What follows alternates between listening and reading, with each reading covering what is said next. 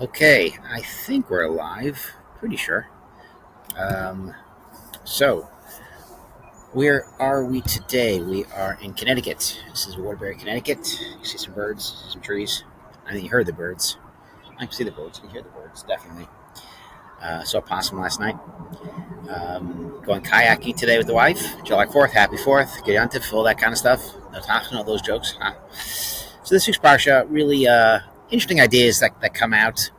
And one is the importance of speech and thought, really, over actions. So, this parsha, we have Hashem speaking, Lamar, and we also have Lamar, Tziv Hashem Lamar. We have this two times Lamar that are taking place in the parsha.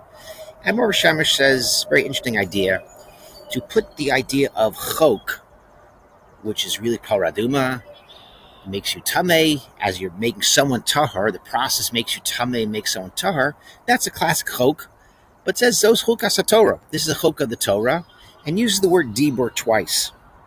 Dibur twice. Hashem Lamar spoke to Hashem. Hashem spoke to them Lamar. This double lashon of Lamar wants to say that yes, Lamar is a chok. This area is a chok, but Tziva Hashem Lamar, meaning those who are tziva, using the Hebrew word of tzaveh to connect, like a team. Tzavet is like a team. But for Tziva Hashem, there's no chuk. There's no chok. Meaning for a regular person to kind of use their words and crazy things to happen, nisim to happen, that's a chok. That's crazy. That makes sense. But a tzaddik, someone who's really in tune with their words, davening properly, someone's really connected, then it's not a chok. That Hashem could actually change gezeros. So Hashem could change things. Hashem could make things batal. A bad gezerah. Marva Shemesh says how Abraham had this tzavars, had this margolios from his neck. People would look at it, and they would be healed. But it says no. Margolios begrono, hanging from their neck, is his neck, meaning his mouth, his throat. He was able to daven for people, get people to daven, and be able to change the gezeros, and people would feel better. Even these people were Ovdei Avodah Zarah, these were bad people, but when they saw Abraham and they got inspired by Abraham, they literally changed and they get the gezeros changed. So this idea of Dibur is a very important idea where we don't understand it because this is one of the reasons Marva Shemesh gives of the sin in this parsha. We know that Moshe doesn't speak to rock or speaks to the wrong rock. Ramban can't find the rock. Many Mepharshim talk about this, but it's one idea that Marva Shemesh says, which is, he has a couple ideas, but one is the idea that you're losing something with actions. First of all, Hashem has things in the world where we have actions, we have thoughts, and we have words. We eat the matzah. We sit in the sukkah, we build the sukkah, we put on tefillin. So some things we actually have actions, and some things are straight dibur, shema. There's no action, but it's a crazy critical mitzvah. So shema is an example. We have thoughts where we think about Hashem, Amunah and Mashiach. There's things which are thoughts. So we have things in the world, we don't understand them really, which is better, which is worse. We don't really understand why Shema is so critical. Maybe there should be an action with Shema. Maybe we should make some blood or something. I don't know. Give tzedakah, modecha. I don't know. But there's some things that are crazy critical with thought and words, and things are important with actions as well. You can't just think about matzah or think about a sukkah. You got to build it. You got to do an action, sit in it. Okay. Shvuah is with mouth. Making a neder was with his dibur. And this idea that actions sometimes do not speak louder than words. Moshe Rabbeinu, by hitting the rock, gives an opening for people to kind of look at this miracle with a bad eye. When you see a magician, kind of like Sammy said the other day, see a magician do something with their hands. Okay, it's a trick with their hands. But if you see them just looking at something, again, it's a trick. But it's more impressive. They didn't use their hands. It's changing or something's happening by itself. It's more impressive.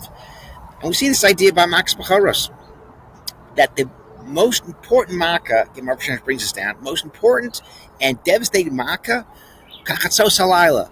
Moshe doesn't go to the water. Moshe doesn't hit anything with the stick. Nothing. Moshe doesn't say anything. Not even thoughts, actually. So we see that sometimes the most devastating things can take place, most impressive things, the biggest miracles, nothing by itself. And this idea is what took place maybe according to Marva Shemesh, is that by speaking to the rock, that would have been a major Kiddush Hashem, as opposed to hitting the rock. Because hitting the rock, maybe it's from Moshe, maybe it's not from Hashem, maybe it's just a trick up Moshe's sleeve, whatever it is, it takes away. Now, what was Moshe thinking? Moshe was thinking this was Miriam's rock. Maybe only Miriam could get water from this rock. Marva Shemesh says Moshe was going to now do a special miracle with the rock, that water would come forever, as opposed to just the midbar. Another idea Moshe had was using the mouth. There's so much great things and miracles. Hitting it is less important, like we just said. Let me show a miracle that. Let me show how hitting, even though it's not as great as a miracle as speaking to it, let me do that. The mouth is all letters, 22 letters with your mouth. Marva Shemesh says use your yad. Only the letters Yud and Dalid are connected to Hashem or connected to Torah. Whatever the reason is, there's just less of a miracle, and the less you feel that there's less coming from Hashem directly when hitting it. There's something that Moshe did, as opposed to speaking to it, which is something that would show that's greater importance, or it's greater coming from Hashem. And this causes the sin. This is the sin, and Moshe can't go to Eretz Yisrael. And the question is why. So I was thinking about it a couple of days, maybe not a couple of days, but a little bit, at least a few minutes. What's Mida Keneged Mida?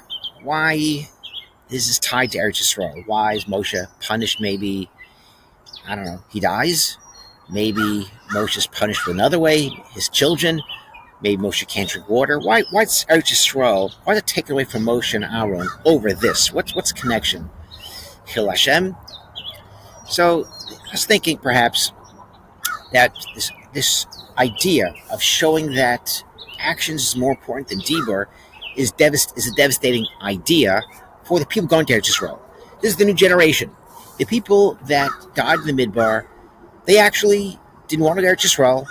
Maybe they thought that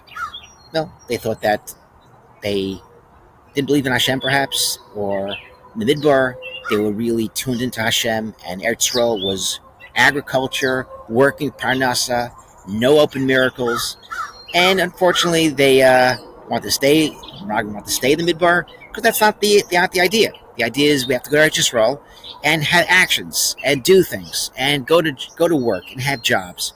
And 40 years later, now the people are going to Eretz Yisrael, and if they see that Moshe is bringing miracles only by actions, maybe they were thinking, something? Okay, we don't have to really daven. We don't have to really think about Hashem. We just have to do actions and work the fields. And perhaps this is the wrong idea. That, yes, you have to take action, but the main part of your parnasa, the main part of your shefa, of the family, is davening to Hashem. And akadei kach machshava. We see that also in the parsha, that they look at the snake as they're dying, and they look at the snake, machshava, that gets them to tshuva, and they were healed. So we see machshava is crazy critical, actions is crazy critical, but dibur is really most critical. So this perhaps is the reason why Moshe wasn't allowed to Eretz Yisrael. Perhaps, let me think about it, is that to show the people that yes, while action is important, dibur is really the most critical thing. Davening is most important. Learning Torah is most important. You have to do parnasa as well, at least arai, at least temporary, or something that's not crazy critical. The most critical part of a Jew's day, whether it's work, whether it's being Eretz Yisrael, being Eretz Chutz La'aretz, whether you're kayaking down the Hasatanik, the main part really is davening, tefillah, Torah, with some parnasa and some actions. Shabbat Shalom.